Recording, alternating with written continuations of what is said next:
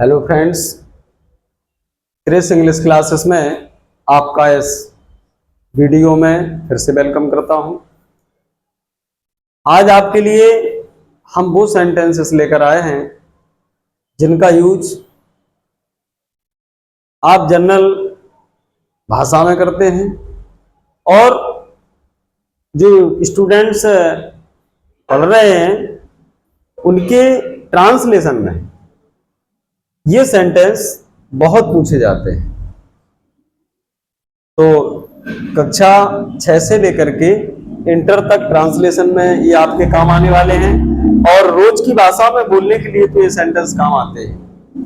तो जैसे कि वह रोता है और रोता ही रहता है, सीमा पढ़ती है और पढ़ती ही रहती है, वे खेलते हैं और खेलते ही रहते हैं, चपरासी काम करेगा और करता ही रहेगा, हम मैच खेलेंगे और खेलते ही रहेंगे, मैं प्रयास करूंगा और करता ही रहूंगा। तो ऐसे सेंटेंस इनसे मिलते जुलते थोड़े इधर उधर सब्जेक्ट चेंज करके वर्ब चेंज करके बहुत सारे सेंटेंसेस हम आम भाषा में बोलते रहते हैं और उससे भी ज्यादा ट्रांसलेशन में पूछे जाते हैं। तो इन सेंटेंसेस को कैसे बनाया जाए और क्या उनका फॉर्मूला होता है, क्या आपको करना है, आइए इस वीडियो में देखते हैं। तो इसमें 6 सेंटेंसेस हमने एग्जांपल में दिए हैं, जिनमें जो फर्स्ट 3 है वो प्रेजेंट इंडेफिनिट के सेंटेंस हैं और 4th से लेकर 6th ये फ्यूचर इंडेफिनिट के सेंटेंस है। जैसा कि आप जानते ही हैं कि जो प्रेजेंट इंडेफिनिट टेंस का सेंटेंस होता है उसके जो वर्ब होती है उसके अंत में ता है, ती है, ता हूं, ते हैं, ते हो आदि वर्ड्स उसमें आना चाहिए। और दूसरा आपको लेकर आए फ्यूचर इंडेफिनिट टेंस जिसके वर्ब के अंत में गागी आना चाहिए। तो आप अगर ये 3 सेंटेंस देखें, वह रोता है तो ये ता है, ये प्रेजेंट इंडेफिनिट का है। सीमा पढ़ती है, ती है, ये भी प्रेजेंट इंडेफिनिट टेंस का ही है। वे खेलते हैं, ते हैं, ये भी प्रेजेंट इंडेफिनिट टेंस का है। इसके बाद चौथा चपरासी काम करेगा, गा गा, ये फ्यूचर इंडेफिनिट टेंस का सेंटेंस है। हम मैच खेलेंगे, गे, ये भी फ्यूचर इंडेफिनिट टेंस का सेंटेंस है। 6वां सेंटेंस मैं प्रयास करूंगा, गा गा, अर्थात ये भी फ्यूचर इंडेफिनिट टेंस का सेंटेंस है। तो इनको इंग्लिश में ट्रांसलेट कैसे किया जाए, देखें। जो प्रेजेंट इंडेफिनिट टेंस का सेंटेंस होगा जैसे कि ये पहला वाला, तो ये जो आगे का हिस्सा है जो और से पहले है, ये वाला हिस्सा वह रोता है, ये आपको वैसे ही बनाना है जैसे कि आप प्रेजेंट इंडेफिनिट टेंस के सेंटेंस को बनाते रहे। और रोता ही रहता है ये जो पार्ट है सेंटेंस का, इसमें आपको ये गो ऑन या गोज ऑन में से एक लगाना है क्योंकि ये सेंटेंस प्रेजेंट इंडेफिनिट सेंटेंस का है। इसी प्रकार से इसमें देखें सीमा पढ़ती है तो ये प्रेजेंट इंडेफिनिट के हिसाब से बनना है। पढ़ती ही रहती है, इसमें आपको गो ऑन या गोज ऑन जो भी सब्जेक्ट के अकॉर्डिंग होगा उसका यूज करना है। वे खेलते हैं, ये प्रेजेंट इंडेफिनिट के हिसाब से बनना है। खेलते ही रहते हैं, इसमें आपको गो ऑन या गोज ऑन का प्रयोग करना है। चौथा देखें चपरासी काम करेगा, यानी फ्यूचर इंडेफिनिट, और फ्यूचर इंडेफिनिट में शैल गो ऑन या विल गो ऑन सब्जेक्ट के अकॉर्डिंग आपको लगाना है। हम मैच खेलेंगे, ये भी फ्यूचर इंडेफिनिट का है, तो इसमें भी शैल गो ऑन या विल गो ऑन का प्रयोग आपको खेलते ही रहेंगे पीछे करना, ये फ्यूचर इंडेफिनिट के हिसाब से बनेगा। मैं प्रयास करूंगा, ये फ्यूचर इंडेफिनिट है, इसमें ये शैल से बनेगा, और करता ही रहूंगा, इसमें शैल गो ऑन या विल गो ऑन में से एक का प्रयोग आपको करना है। तो आप चाहें तो इस रूल का आप स्क्रीनशॉट ले सकते हैं जो आपके लंबे समय तक काम आएगा। तो आइए इन सेंटेंस को बनाना शुरू करते हैं। एग्जाम्पल नंबर फर्स्ट, वह रोता है, तो ये प्रेजेंट इंडेफिनिट का सेंटेंस है, इसको बनाते हैं। तो वह की इंग्लिश ही, वर्ब है रोना, बीप, और आप जानते हैं प्रेजेंट इंडेफिनिट की सेंटेंस के singular subject he see it और आई भी ही सी इट नेम और सिंगुलर सब्जेक्ट के साथ एस लगता है, तो इसमें आप एस लगा देंगे तो ये हो जाएगा ही बीप्स। और इस और के लिए आपको लगाना है एंड। इसके बाद चूंकि ये प्रेजेंट इंडेफिनिट का सेंटेंस है तो इसमें अब गो ऑन या गोज ऑन में से एक लगना है। जब ये सब्जेक्ट सिंगुलर है तो आपको प्रयोग करना है फिर इसका गोज ऑन का, क्योंकि इसका ही के साथ गोज ऑन लगना है तो इसका सब्जेक्ट भी ही है, तो यहाँ पर आप लगाएंगे एंड गोज ऑन।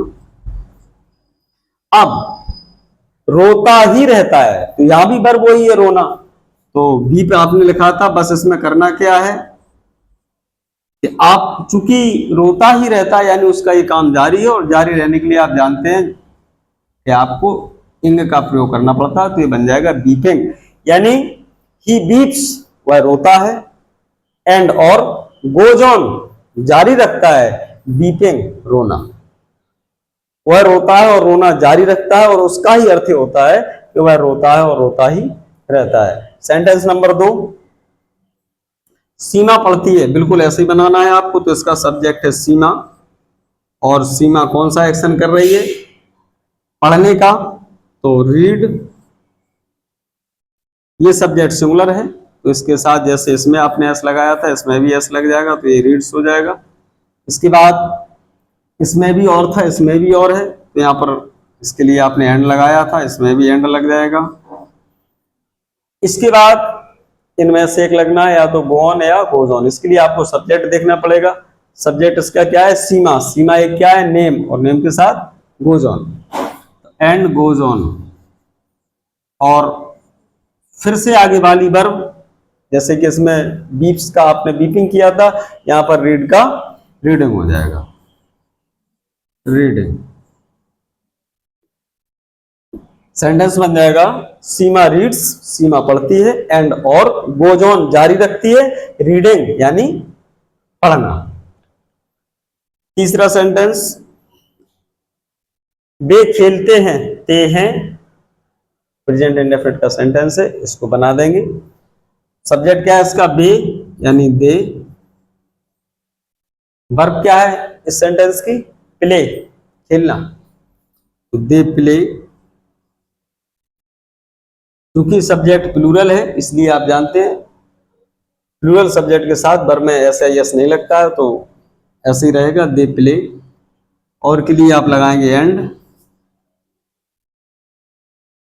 अब खेलते ही रहते हैं, और इसके लिए आपको क्या लगाना है प्रेजेंट इंडेफिनिट में, गो ऑन या गोज ऑन। इसके लिए आप सब्जेक्ट देखें क्या है, दे, और दे के साथ गो ऑन, तो एंड गो ऑन। बस जैसे इसमें आपने बीप को बीपिंग किया था, रीड को रीडिंग किया था, इसी प्रकार से प्ले को यहां पर क्या कर देना है आपको, प्लेइंग, प्लेइंग। ये सेंटेंस आपका बनेगा, दे प्ले, वे खेलते हैं, एंड और गो ऑन जारी रखते हैं, प्लेइंग यानी खेलना। ये भी आपका कंप्लीट सेंटेंस हो गया। सेंटेंस नंबर 4, चपरासी काम करेगा और करता ही रहेगा, तो करेगा गा फ्यूचर इंडेफिनिट का है, तो इसको सब्जेक्ट द प्यून,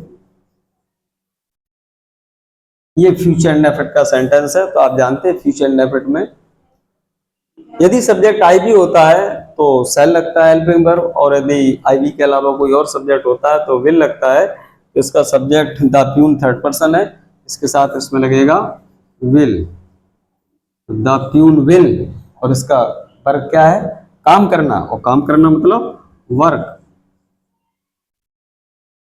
इसके बाद आप देख पा रहे हैं और के लिए आपको लगा देना है एंड।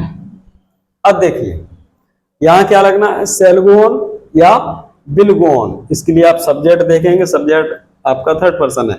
यदि सब्जेक्ट आई या बी होता तो आई बी के साथ आपको क्या लगा देना था, सेल गो ऑन, लेकिन नहीं, इसका सब्जेक्ट तो है द प्यून, तो ये इसके अंतर्गत आएगा कि आई बी के अतिरिक्त सभी के साथ, तो इसमें सब्जेक्ट आप सब्जेक्ट द प्यून के हिसाब से लगेगा विल गो ऑन, तो ये हो जाएगा एंड विल गो ऑन। फिर वही जैसे आपने बीप का बीपिंग किया, रीड का रीडिंग किया, प्ले का प्लेइंग किया, तो यहाँ पर वर्ब क्या थी, वर्क, तो यहाँ पर क्या हो जाएगा, working, and will go on working. Sentence number 5 देखते हैं, हम मैच खेलेंगे और खेलते ही रहेंगे, तो गे गे, यानी फ्यूचर इंडेफिनिट का है तो आगे वाले सेंटेंस को उसी हिसाब से बना लेंगे। सब्जेक्ट क्या है, हम, यानी बी, और बी के साथ आप जानते हैं यदि सब्जेक्ट बी होता है तो उसके साथ हेल्पिंग वर्ब क्या लगती है, शैल, बी शैल। वर्ब क्या है, खेलना, प्ले, तो बी शैल प्ले, इसमें ऑब्जेक्ट भी दिया है match, we shall play the match. इसके बाद आप देख पा रहे हैं सेंटेंस में दिया हुआ है और, तो और के लिए आप क्या लगाते हैं, एंड, एंड। इसके बाद फिर यही या तो शैल गो ऑन या विल गो ऑन। सब्जेक्ट क्या है, बी, तो बी के साथ, आई और बी के साथ दो में से कुछ भी हो क्या लगना है, शैल गो ऑन। तो यहां पर एंड शैल गो ऑन, और वर्ब क्या थी, प्ले। जैसे ये सारी वर्ब्स में आईएनजी लगाई थी, आपने इसमें भी लगा देंगे आईएनजी, तो ये हो जाएगा आपका प्लेइंग, यानी कंप्लीट सेंटेंस बनेगा आपका।